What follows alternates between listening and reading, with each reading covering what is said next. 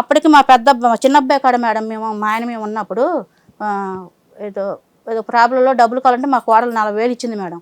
అవి మేము ఇద్దరం కలిసి పని చేసుకున్నాం. తర్వాత నా సొమ్ములు ఒక 3 తులాల బంగారం ఉంటే కుదబెట్టాడు మేడం బ్యాంకులో. తర్వాత చిల్లగా అప్పులు ఉన్నాయి మేడం. మా చిన్నమ్మాయి పెళ్లి చేసాం, ఒక దగ్గర అప్పు చేసి కట్టాం 20,000కి. ఆ డబ్బులు కూడా ఇవ్వాలి మేడం. ఇక నా డబ్బులున్నాయి కదా మేడం, జీతం డబ్బులు. మా పిల్లలు ఫోన్ చేసి అమ్మ డబ్బులు పంపించరాదని అడుగుతా ఉంటే మా పెద్ద అబ్బాయి కొడుకు బాగోకపోతే ఆ అబ్బాయికి 20,000 ఇచ్చాను మేడం. ఆయన ఏమంటే ఆయన ఇష్టప్రకారంగా పంపించుకున్నాడు. మా పెద్ద అబ్బాయికి 20 ఇచ్చాను, మా చిన్నమ్మాయికి ఒక 20,000, మా పెద్ద అమ్మాయికి ఒక 20,000, మా అక్క కొడుకు 10,000 వేసాను మేడం. ఇక తర్వాత ఇంకా అంతే మేడం. ఈయన హాస్పిటల్ అయితే 10,000 పెట్టాను మేడం. ఇక అంతే మేడం. ఇంకా డబ్బులు నాకు తెలియదు మేడం. నన్ను వెళ్ళిపోమని ఒక 1000 రూపాయలు ఇచ్చారు మేడం. నేను మా ఆయన కాడికి వెళ్ళి ఏంటబ్బా వెళ్ళిపోతున్నానంటే అది నీ ఇష్టం అంటే నీకు సంబంధం లేదంటే నాకు సంబంధం లేదు, అసలు నీతో ఎవరో నాకు తెలియదు అంటున్నాడు మేడం అని అంటున్నాడు మేడం. సరేలే నేను ఎవరు తెలియదు. ఓవరాల్గా నీ స్టోరీ ఏంటంటే నీకు ఫస్ట్ పెళ్ళి అయింది, 4 పిల్లలు, తర్వాత ఒక వ్యక్తితో పరిచయం అయింది, అతనితో లేచిపోయావు. తర్వాత ఒక 1 yearకి పిల్లల్ని మళ్ళీ ఇతనితో పాటు కలిపి వెళ్ళి పెద్ద మనుషులతో పంచాయతీ పెట్టుకొని సెటిల్ చేసుకొని ఫస్ట్ హస్బెండ్తో సెటిల్ చేసుకొని పిల్లలు తెచ్చుకున్నావు. అలా పెళ్ళిళ్ళు పేరెంట్ వాళ్ళు అన్నీ కంప్లీట్ అయినాయి మీ ఇద్దరు చేతుల మీద. ఇప్పుడు మళ్ళీ మీ ఆయనకి ఇంకో లవర్ ఎంటర్ అయ్యింది. ఇప్పుడు 5-6 సార్లు వెళ్ళిపోయి వచ్చాడు. ఇక ఆయన పెట్టిన ఇంకొక కండిషన్ ముగ్గురం కలిసి పని చేసుకుందామని, దానికి ఒప్పుకున్నావు, పని కూడా చేసావు. తీరా చూస్తే వాళ్ళిద్దరూ ఒకటి అయిపోయారు, నిన్ను బయటికి తరిమేశారు. వదిలిపెట్టి ఎప్పుడో వెళ్ళిపోయాడు కదా, చాలా సార్లు 5 సార్లు వెళ్ళిపోయాడు, డబ్బులు తీసుకెళ్ళిపోయాడు, మోసం చేశాడు, సంబంధాలు పెట్టుకున్నాడు, వాళ్ళు ఎవరితోనూ కలిసి నేను ఎల్లగొడుతున్నాడు, కొడుతున్నారు. నువ్వు సంపాదించుకోగలవు, బతకగలవు, నీ పిల్లలు బాగున్నారు, నువ్వు శుభ్రంగా పని చేసుకుని బతకొచ్చు కదా, ఎందుకు ఈ గోళ? అంటే ఇప్పుడు ఒక్కటిసారి ఇప్పుడు ఎంత పిచ్చిదానికని గుర్తుదానికైనా పిచ్చోడైనా మంచిగా భర్త అన్నాడు ఉండాలి కదా. ఇప్పుడు ఆ అమ్మాయి ఉంది కదా, ఆ అమ్మాయితో ఉన్నాడు అతను, ఇంకో నీ భర్త అంటావు నువ్వు కాదని చెప్పి వెళ్ళిపోయాడు కదా. 5 సార్లు తీసుకొచ్చి 5 సార్లు డబ్బులు తీసుకెళ్ళాడు, ఉన్న ఆటో తాకట్టు పెట్టాడంటావు, డబ్బులు ఎత్తుకెళ్ళాడంటావు, బంగారం కుదవ పెట్టాడంటావు, ఇంకా అన్ని చేసినాక ఇంకా అతను ఎందుకు కావాలి నీకు? నువ్వు పని చేసుకోగలవు, నీకు ఎక్కడో చోట పని దొరుకుతుందంటావు, పని చేసుకో, శుభ్రంగా హ్యాపీగా ఉండరాదు. ఎందుకు ఈ ఊరికే అదే కావాలి, లేని వాడిని కావాలనుకుని రోజు వెళ్ళి ఇన్సల్ట్ అసహ్యం చేసుకోవటం, ఎవడెవరితోనో తిట్లు తినటం, వాడు తిట్టి వాళ్ళ ఆవిడ తిట్టి బయట వాళ్ళు తిట్టి ఇన్ని మాటలు పడాల్సిన అవసరం నీకెందుకు? నీ చేతకాని పరిస్థితి ఏం లేదు కదా, బతకలేని పరిస్థితి కాదు. నీ పిల్లలు బాగున్నారు అంటున్నావు, నువ్వు పిల్లలు బాగుంటే నువ్వు కూడా బాగుండు, అయిపోయింది కదా. వస్తే వస్తాడు, లేకపోతే లేదు, వదిలేసి అతను వచ్చినప్పుడు వస్తాడు. అతనే కావాలని కూర్చుంటే ఇట్లాగే ఉంటుంది, రోజు రోజుకి నీ జీవితం మారదు. నువ్వు మళ్ళీ వస్తాడు, వెళ్తారు. ఇప్పుడు సరే మేము చెప్తాం అనుకుందాం, వచ్చాడు 4 రోజులు ఉంటాడు, మళ్ళీ కథం అవ్వలే కదా. ఏం జరుగుతుంది? ఎన్నిసార్లు చేస్తావు నువ్వు? ఎన్నిసార్లు తిరుపతి వెళ్ళావు, ఎన్నిసార్లు కడప వెళ్ళావు, ఎన్నిసార్లు వచ్చావు, ఎన్నిసార్లు అయింది ఇదంతా? ప్రతిసారి ఇదేగా జరిగేది, ఎవరు చేసినా ఇంతేగా జరిగేది. అసలు నేను అంత నమ్మకంగా వాళ్ళ దగ్గర పని చేశాను కదా సార్, వాళ్ళు నాకు ఎంత ద్రోహం చేయటం వాళ్ళు ద్రోహం చేసేది ఏముంది, వాళ్ళ అవసరం వాళ్ళది. ద్రోహం వాళ్ళిద్దరూ సపోర్ట్ ఇచ్చి నన్ను బయటికి వెళ్ళగొట్టమేంటి మేడం?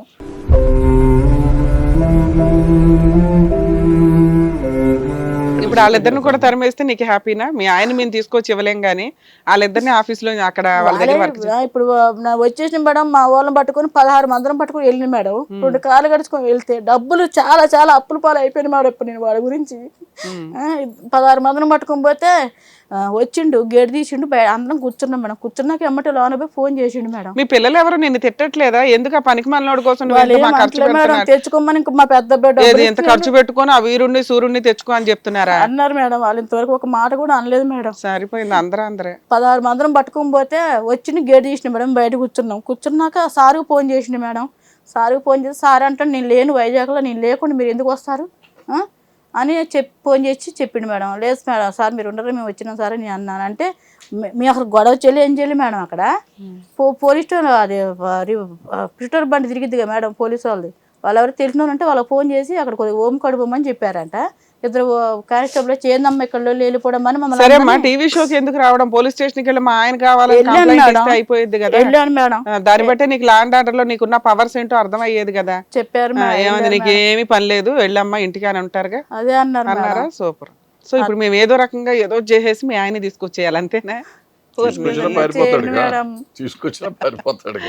అమ్మా ఇంత మీ కేసు విన్న దాంట్లో ఒక మంచి విషయం ఏంటంటే మీరు చేసిన సర్వీసు, రూపాయి తీసుకోనో శాలరీ తీసుకోనో మీరు చేసినా కూడా సీనియర్ సిటిజన్స్, మంచాల మీద ఉన్న వాళ్ళు, ఓల్డ్ ఏజ్ హోమ్లో పనిచేసే వాళ్ళందరికీ మనం అప్రిషియేట్ చేయాలి.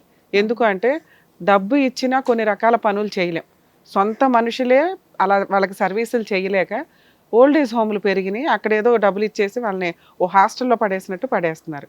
మీలాంటి వాళ్ళంతా అక్కడ వర్కర్స్గా ఉండి వాళ్ళకి సర్వీస్ చేయడం, వాళ్ళకి ఫుడ్ పెట్టడం, వాళ్ళని క్లీన్ చేయడం, ఇదంతా కూడా కొంత అప్రిషియేట్ చేయదగ్గ విషయం. అలా ఆ పనిలోకి నువ్వు దిగిన తర్వాత నీకు హ్యాట్స్ ఆఫ్. నీకు కానీ అక్కడ చేస్తున్న వాళ్ళందరికీ మేము నిజంగా హ్యాట్స్ ఆఫే చెప్తాం.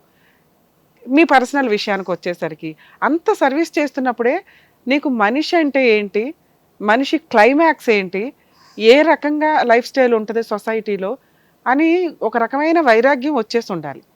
అయినా నువ్వు ఇంకా ఆశ, కోరికలు, ఏదో తాపత్రయాలు, వీటికి అతీతమైన వ్యక్తుల కింద తయారవుతారు అక్కడ ఉన్న వ్యక్తులు, అంత సర్వీస్ చేసేవాళ్ళు. ఆ స్టేజ్ నీకు ఎక్కడా అంటుకోలే. అంటే నామకే వాస్తే పని చేసావా, లేకపోతే ఈయన మీదే పిచ్చతో ఉన్నావా, కాన్సన్ట్రేషన్తో ఉన్నావా, ఈయన లేకపోతే బతకలేను, ఆయన పక్కన పడుకోపోతే నిద్రపోలేనంటే ఇవన్నీ కొంచెం చిన్నపిల్లల మనస్తత్వం లాగా అనిపిస్తుంది తల్లి. కొంచెం మీరు మెచ్యూర్డ్గా ఉండండి. ఇప్పుడు ఎవరి కోసమో నువ్వు ఏడవాల్సిన అవసరం ఏంటి? నీకు వాల్యూ ఇవ్వని వ్యక్తి కోసం, నీకు వాల్యూ ఇచ్చే వ్యక్తి కోసం మా ఆయనకి ఇట్లా కిడ్నీ పాడైందండి, లంగ్స్ పాడైనండి, మేము బతికించుకోవాలండి అంటే మా వరకు మేమేం సర్వీస్ చేయగలమా అని మేము పరిగెత్తుకొని వచ్చి డాక్టర్స్తో మాట్లాడడమా, గవర్నమెంట్ వాళ్ళతో మాట్లాడడమా, ఫండ్స్ ఏమన్నా ఇవ్వడమా, ఇలా ఏదైనా చేయొచ్చు. ఒక పనికి మాలినోడు 10 సార్లు మోసం చేస్తే 11వ సారి మోసం చేయడానికి నాకు అవి ఇప్పించండి అంటే ఇక్కడుండి ఆ పని చేయలేం కదా తల్లి. అది కొంచెం మీరు ఆలోచించాలి. మానవత్వంతోనో మంచితనంతోటో నీకు అలవాటైపోయింది. 20 ఏళ్ళు ఆ వ్యక్తితో ఉన్నప్పుడు వైఫ్ అండ్ హస్బెండ్ అంటేనే అంతే. క్లైమాక్స్లో వాళ్ళిద్దరూ కలిసి ఉండడం చాలా ఇంపార్టెంట్. ఇక్కడ 20 ఏళ్ళు ఎలా ఉన్నామని కాదు. ఇందాక ఒక మంచి మాట అన్నావు, ఎవరి లైఫ్ వాళ్ళకు ఉంటుంది కాదండి, మా పిల్లలు పెళ్ళిళ్ళు అయిపోయి వాళ్ళ కుటుంబాలు వాళ్ళకు ఉన్నాయి, నేను ఒక్కదాన్ని ఒంటరిదాన్ని అయిపోయాను కదా అని. ఆ ఒంటరితనానికి మీరు ఆల్టర్నేట్ ఎత్తుకున్న సర్వీస్ అనేది అప్రిషియేట్ చేయదగ్గ విషయం. జరగని పని విషయం కోసం అంత తాపత్రయపడిపోయి డిప్రెషన్లోకి వెళ్ళిపోతూ నువ్వు అసలు ఒక డేని నువ్వు ఎంజాయ్ చేయలేకపోతున్నావు, ఒక డే నువ్వు హ్యాపీగా ఉండలేకపోతున్నావు, లోపల నుంచి ఏడుస్తున్నావు నువ్వు. ఇది ఎంత కష్టమైన విషయం. అవసరమా? అవతల వ్యక్తికి వాల్యూ ఉండాలి కదా నువ్వు ఏడవాలంటే. వాల్యూ లేని వ్యక్తి కోసం ఏడుస్తున్నావు, అది మా బాధ. మీ ఆయన ఏదైనా తప్పో ఇంకోటి చేస్తే ఏదో బెదిరించో లాక్కొచ్చి నీ దగ్గర పెట్టొచ్చు, ఆయన సహజ లక్షణం. 20 ఏళ్ళు కాపురం చేసి నిన్ను వదిలేసి వెళ్ళిపోయాడు. అలా అని నిన్ను పూర్తిగా వదిలేయలేకపోయాడు. అది కూడా ఇక్కడ తెలుస్తుంది మీ ఇద్దరి మధ్య ఉన్న బాండింగ్ ఏంటి అని. 5 సార్లు వచ్చాడు, వదిలేసినాడు. అప్పుడే వదిలేసి ఉంటే నువ్వు అప్పటి నుంచే స్ట్రాంగ్గా ఉండేదానివేమో. వస్తున్నాడు వెళ్తున్నాడు, నిన్ను వదలలేను అంటాడు, ఆవిడతో కాసేపు ఉంటాడు, ఆవిడని వదలలేను అంటాడు, నీతో కాసేపు ఉంటాడు. ఇలా ఒక లవరు ఒక వైఫ్ అనే మధ్యలో పెద్ద ఈ హీరోయిజం చేస్తున్న వ్యక్తి క్లైమాక్స్లో ఆవిడకే ఓటు పడింది. ఇవాళ నిన్ను వదిలేసినాడు, రేపు ఆవిడని వదిలేస్తాడుగా. సొంత ఫస్ట్ భార్యను వదిలేశాడు, నిన్ను వదిలేశాడు, ఆవిడతో ఉంటాడని ఎట్లా అనుకుంటావు? కొంచెం కాలానికి టైం ఇవ్వాలిగా, నీ ప్రాబ్లం సాల్వ్ అయిపోద్ది. ఇక్కడ రమ్య గారో సారో పిలిచేసి ఆయన ప్రాబ్లం సాల్వ్ చేయడానికి ఇంకా అతను మారలా, అతను ఇంకా ఆవిడ మోజులో ఉన్నాడు. అలా మోజులో ఉన్న వ్యక్తికి మేము తీసుకొచ్చి మాట్లాడి ఇవ్వడం అనేది కొంత కష్టతరమైన విషయం. అయినా నీకోసం ఒకసారి డైరెక్టర్తో మాట్లాడతాం, ఒకసారి ఫోన్ చేసి మాట్లాడడానికి ఏమైనా ఆప్షన్ ఉందేమో మాట్లాడి ఏమైనా ట్రై చేస్తాం. ఇన్ కేసు రాకపోతే మేము రిక్వెస్ట్ చేసేది ఏంటంటే, ఇదో పనికిమాలిన విషయం, నువ్వు స్ట్రాంగ్గా ఉండి ఇక నుంచి ఆయన గురించి తాపత్రయపడకుండా వచ్చిన రోజుకి నీ వాల్యూ చూసుకొని వస్తాడు అని ఫిక్స్. అర్థమవుతుందా? ఇప్పుడు నువ్వు ఎంతో మందికి సర్వీస్ చేస్తున్నావు, జీతానికి చేసినా కానీ పాపం అసలు ఏమీ లేని వాళ్ళ జీవితాలు చూస్తే నీకు అర్థం కావాలి కదా, వాళ్ళకంటే నీ జీవితం బెటర్ కదా. ఎందుకు ఈ గోళ? నీ మన పిల్లలు ఉన్నారు, మనవాళ్ళు ఉన్నారు, వాళ్ళు ఉన్నారు. అప్పుడప్పుడు గ్యాప్ వచ్చినప్పుడు చూడు. ఇప్పుడు ఇతను కూడా ఎట్టగా వస్తాడు నీ దగ్గరికి. 5 సార్లు వచ్చాడు, 6వ సారి కూడా వస్తాడు. మేము చెప్పపోయినా వస్తాడు. అవును, ఇది గ్యారంటీ. మాకున్న సీనియారిటీకి మనకు తెలుస్తుంది కదా. వాళ్ళకి ఏంటంటే మీకు అది ఒకటే ప్రాబ్లం, మాకు చాలా తెలుస్తుంది. నువ్వు పని చేసుకుంటావు అంటే ఇవన్నీ వదిలి ప్రశాంతంగా ఉంటే వాళ్ళు అంతమంది కష్టం తీరుస్తున్నావు నువ్వు. వాళ్ళకి ఎంత కష్టం ఉంటుంది, నువ్వు అన్ని డబ్బే చేస్తున్నాను అంటున్నావు. మరి చేస్తా అంటే అందులో నీకు ఎంత శాంతం ఉంటుంది. మనిషి సర్వీస్ చేస్తా అంటే ఇవన్నీ గుర్తురాకూడదు. మేడం చెప్పినట్టు నువ్వు ఊరికి పైపైన చేస్తావంటే అన్ని గుర్తొస్తాయి. పైపైన కాదు, సిన్సియర్గా చెయ్యి. నువ్వు అన్నీ శుభ్రంగా ఉంటే మీ ఆయన డెఫినెట్గా నీ దగ్గరికి వస్తాడు. ఎవరు చెప్పినా చెప్పైనా వస్తాడు. నువ్వు చెప్పే స్టోరీ ప్రకారం అయితే గ్యారంటీగా వస్తాడు. 1 నెల కాదు 2 నెలలు వస్తాడు. ఫోన్ చేస్తాడు, వస్తాడు. నువ్వు ఇది చేస్తా ఉండు, నువ్వు మర్చిపోయి ప్రశాంతంగా ఉండు, చేసే సర్వీస్ సరిగ్గా చెయ్యి. నీకు బాగుంటుంది. అప్పుడప్పుడు వారం వారం సెలవు రోజు పిల్లల దగ్గరికి వెళ్ళు, కొద్దిసేపు కూర్చోరా, అయిపోయి వాళ్ళ దగ్గరికి వెళ్ళి ఉండక్కర్లేదు కదా, సంపాదించుకుంటున్నావు కదా. సంపాదించుకున్నప్పుడు నీకు ఎవరి మీద ఆధారపడక్కర్లేదు. నీ బతుకు నువ్వు బతకగలవు, 10 మందికి సేవ చేయగలవు, నీ పిల్లల్ని చూసుకోగలవు. ఇంత అవకాశం ఉన్నప్పుడు ఎందుకు పనికిమా? ఇప్పుడు పోనీ వయసు చిన్న పిల్లలు, టీనేజ్ పిల్లలు కావాలి అనుకుంటే వేరే సంగతి. అదేం కాదు. ఊరికి ఎందుకు, దేనికోసం ఏడుస్తున్నావు నువ్వు? దేనికి సంబంధం ఏమైనా ఉందా? అతనికి సంబంధాలు ఉన్నాయి, అతను డబ్బులు ఎత్తుకెళ్తాడు, అదొంగతనం చేస్తాడు, బంగారం ఎత్తుకెళ్ళాడు, ఆటో అమ్మేశాడు, అన్నీ నువ్వే చెప్తావు. మళ్ళీ అతనే కావాలంటావు. దేనికోసం కావాలి? పక్కన పడుకోవడానికి కావాలా? దేనికి అది? నువ్వు చేసే సేవ కంటే పక్కన పడుకోవడం ఇంపార్టెంటా? అదేం లేదు మరి ఇంపార్టెంట్ కానప్పుడు సేవ చేయి శుభ్రంగా. ఇవన్నీ వద్దు. ఊరికి వాళ్ళతో మాట్లాడి వీళ్ళతో మాట్లాడి ఏమవుతుంది? మేము మాట్లాడకపోయినా అతను వస్తాడు, నేను రాసిస్తాను నీకు. మేము మాట్లాడకపోయినా నెలకో 2 నెలలకో నీ దగ్గరికి వస్తాడు అతను, గ్యారంటీ అది. అతను మనస్తత్వం మీరు చెప్పేదాన్ని బట్టి అర్థమైంది మాకు. సో అనవసరంగా వచ్చి ఇట్లా ఊరికి అలరావటం తప్ప ఏముండదు. శుభ్రంగా సేవ చేసేవాళ్ళు. ఇప్పుడు ఎక్కడ చేస్తున్నావు? ఇక మారేడుపల్లిలో ఒక ఇంట్లో చేస్తున్నా సార్, అవ్వమని చూసుకుంటున్నా ఇంట్లో. మరి శుభ్రంగా అంటే మీరు ఎవరికి చేస్తారు? శుభ్రంగా అంత ముందు చూసుకోండి. చేశారు కదా, అలాంటి సర్వీసులు అనేవి చాలా అప్రిషియేట్ చేయదగ్గ విషయం. నువ్వేమన్నావు ఇప్పుడు గబుక్కుని అలా కూడా నేను అయిపోతానేమోనండి అని. అదేమి తప్పు విషయం కాదమ్మా. ఒకప్పుడు జాయింట్ ఫ్యామిలీస్ ఉండేవి, ఒకరికొకరు సర్వీస్ చేసేవాళ్ళు. ఇప్పుడు ఎవరు అందరూ జాబులు చేసుకుంటున్నారు. ఇంట్లో ఉన్న అమ్మా నాన్నలకో అత్తామామలకో సేవలు చేసే అంత పొజిషన్ ఎవరికీ లేదు. అందరూ డబ్బులు ఇచ్చి కొంచెం ఎవరి రేంజ్లో వాళ్ళు అట్లాంటి హోమ్స్లో చేర్పిస్తున్నారు. అక్కడ వాళ్ళు రాయల్గా ఉంటున్నట్టే లెక్క ఒక రకంగా, మీలాంటి వాళ్ళ మంచి సర్వీస్ వల్ల. ఓకేనా? హలో, కాదు ఇప్పుడు ఏంటి ఆవిడ ప్రాబ్లం? ఎందుకు ఆవిడని రానివ్వట్లేదు మీరు?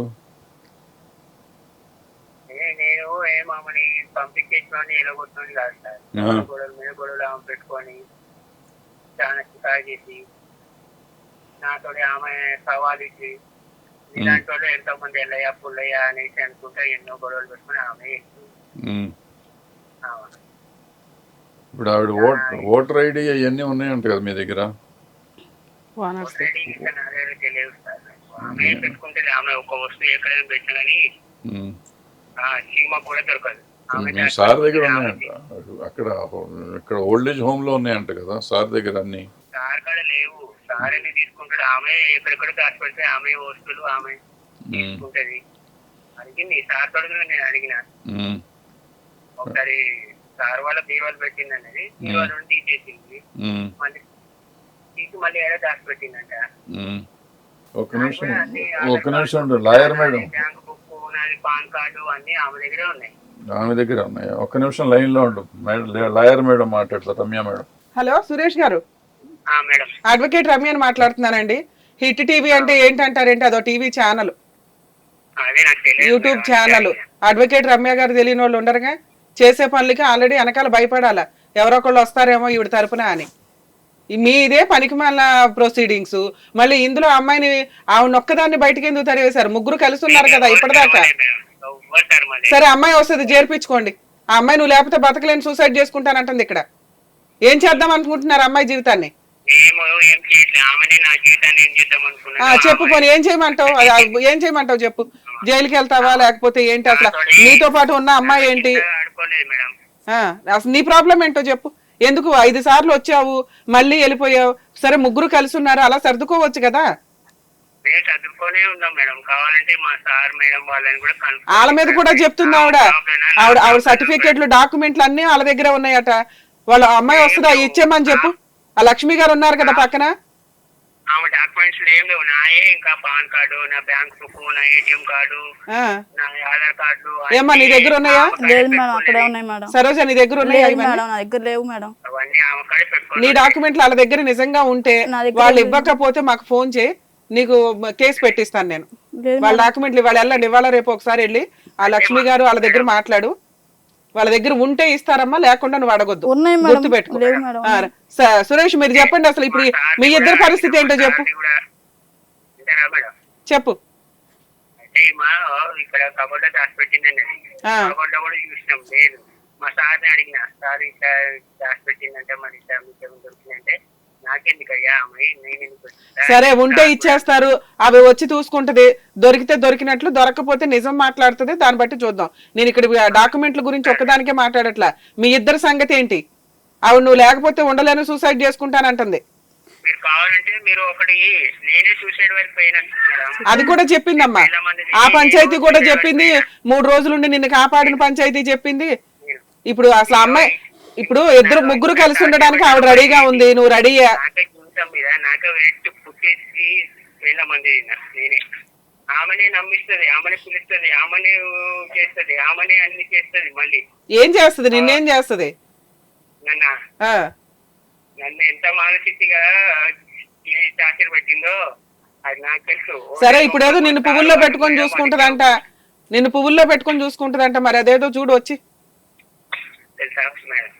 ఏమా మేడం ఇప్పుడు అమ్మాయి నువ్వు లేకపోతే ఉండలేనంటుంది, ఏం చేద్దాం? అదే మేడం, నేను దాన్ని నేను ఏమన్నా కొట్టినోళ్ళు కాదు, ఏదో కొట్టినోళ్ళు కాదు బాబు. నీ మీద ఆవిడ ఏమీ చెప్పట్లా, విను సురేష్ గారు, ఒక మాట వినండి. నువ్వు కొట్టావని చెప్పట్లా, తిట్టావని చెప్పట్లా, ఏమీ చెప్పట్లా. నా భర్త మంచోడండి, ఇంకో అమ్మాయి మాయలో పడ్డాడు, అయినా మేము ముగ్గురం కలిసి ఉండడానికి రెడీగా ఉన్నాము, నా భర్త నేను కలిసి ఉంటామండి, మా ఇద్దరిని అట్లా కలపండి అని అడుగుతుంది. ఏం చేద్దామో చెప్పు. ఆవిడకింటే ఒక లాస్ట్ ఛాన్స్ ఇవ్వు. నీ కండిషన్స్ ఏమన్నా ఉంటే ఆవిడ ఇది అసలు ఇట్లాంటి పంచాయతీలు మేము చెయ్యం, అయినా అమ్మాయి ఇక్కడ వచ్చి ఏడుస్తుంది. లేదు మీరు డైరెక్ట్ గా రండి మేడం మాట్లాడతామంటే మరి వస్తాం, అంత టీం అంతా.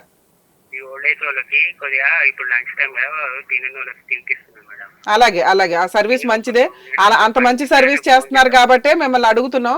ఆ అమ్మాయి ఇవాళ రేపట్లో వస్తుంది, మీరంతా ఒకసారి మాట్లాడుకొని ఇంకో ఛాన్స్ ఇవ్వండి ఆవిడకి. అర్థమవుతుందా? సరేనండి,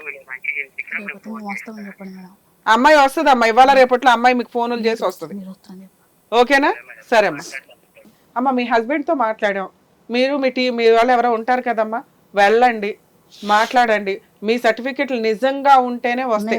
మీ పాస్పోర్ట్ మీరు ఏదో అన్నారు, పాన్ కార్డులు, ఆధార్ కార్డులు, గట్రాలు ఇవి ఉంటే వస్తాయి. లేనివి పెట్టుకొని నువ్వు ఏదో న్యూసెన్స్ చేద్దాం అనుకుంటే మేము అతని తరపు నుంచి రావాల్సి వస్తుంది. నిజంగా నువ్వు వెళ్ళు, వెతుక్కో, వాళ్ళు రానిస్తారు, నేను నీకు ఇచ్చేస్తారు. ఎందుకంటే మేము ఎక్కడి నుంచి ఫోన్ చేసామంటే వాళ్ళకుండే భయం వాళ్ళకు ఉంటుంది. ఇన్ కేసు నీకు పని అవ్వకపోతే మా టీమే వచ్చి మేము చేయాల్సిన పని చేస్తాం. 2, అతను ఆలోచించుకొని ఆల్రెడీ ఫుడ్ టైంలో ఉన్నారు, మీకు అదే చెప్తున్నాం. ఆ సర్వీస్ అనేది చాలా అప్రిషియేట్ చేయదగ్గ విషయం. అతను ఆ ఫుడ్ పని అంతా అయిపోయిన తర్వాత వాళ్ళంతా మాట్లాడుకుంటారు. ఈలోపు మీరు కూడా మాట్లాడుకొని వెళ్ళి నీ ప్రాబ్లం సాల్వ్ చేసుకో. నువ్వు అతను కావాలంటున్నావు కాబట్టి అతని దగ్గర ఎన్ని కండిషన్స్ ఉన్నా ఒప్పుకొని అడ్జస్ట్ అవ్వడానికి ఉండు. ఎందుకంటే అతనేమి నిన్ను కొట్టలా తిట్లా, ఎందుకంటే ఇంత టైంలో ఆయన చెప్పట్లా, నువ్వు చెప్పట్లా, నువ్వు హెరాస్ చేస్తావు అంటున్నాడు. ఏంటంటే నీకుండే హెరాస్మెంట్ బాధ ఉంటుంది. నన్ను కాదని ఇంకో అమ్మాయిని పోటీకి తీసుకొచ్చాడు, నేనేం తక్కువ చేశాననే బాధ నీకు ఉంటుంది. అది తగ్గించుకో, ఎందుకంటే నువ్వు అవసరమని నువ్వు వెళ్తున్నావుగా. లేదు వర్కౌట్ అయితే ముగ్గురు కలిసి ఉండండి, లేకపోతే ఇద్దరు కలిసి ఉండండి, అది మీ పర్సనల్ విషయం, మేము అసలు ఇక్కడ ఏ జడ్జిమెంట్ చెప్పట్లా. లేదు వర్కౌట్ అవ్వాలా, నువ్వు ధైర్యంగా ఇవాళ కాకపోతే రేపటికైనా వస్తాడు అని ఫిక్స్ అయ్యి ఉండు. రాలేదు అయినా ఉండు, అంతేగాని ఏడ్చుకుంటూ ఉండకు. ఇంకెంతకంటే అద్భుతమైన మీటింగ్ కానీ మాట్లాడడం కానీ ఎక్కడ జరగదు. సరేనా? All the best. జాగ్రత్త.